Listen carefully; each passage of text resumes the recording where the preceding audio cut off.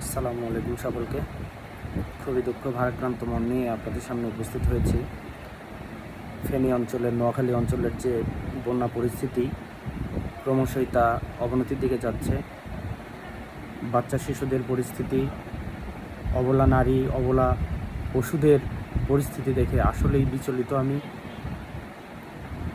এতটা দুঃখ দুর্দশার মধ্যে সে অঞ্চলের মানুষ পড়বে এবং সেই দুঃখ দুর্দশা অল্প সময়ের মধ্যে সারা বাংলাদেশে ছড়িয়ে যাবে আসলে কল্পনা করিনি।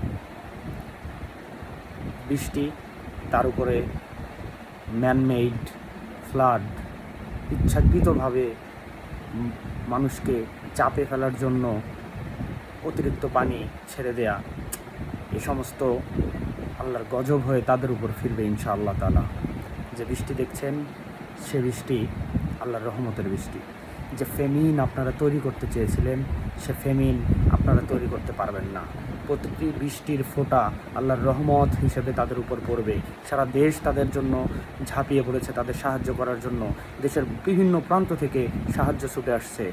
আমি জীবনের প্রথম বন্যার্তদের জন্য সাহায্য আজকে দান করেছি এটা শোনানোর জন্য বলছি না, তবে এটাই বোঝাতে চাচ্ছি যে আমার মতো মানুষ আলোড়িত হয়ে গেছে। আল্লাহ সুবহানাহু ওয়া তাআলা আমাকে তৌফিক দান করেছে, এমন হাজার হাজার লাখ লাখ কোটি কোটি মানুষকে আল্লাহ সুবহানাহু ওয়া তাআলা তৌফিক দান করেছে বন্যায় দান করার জন্য।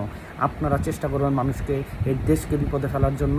আল্লাহ সুবহানাহু ওয়া তাআলা অবশ্যই, নিশ্চয়ই, নিঃসন্দেহে সে বিপদ বহুগুণে আপনাদের উপর চাপিয়ে দেবে।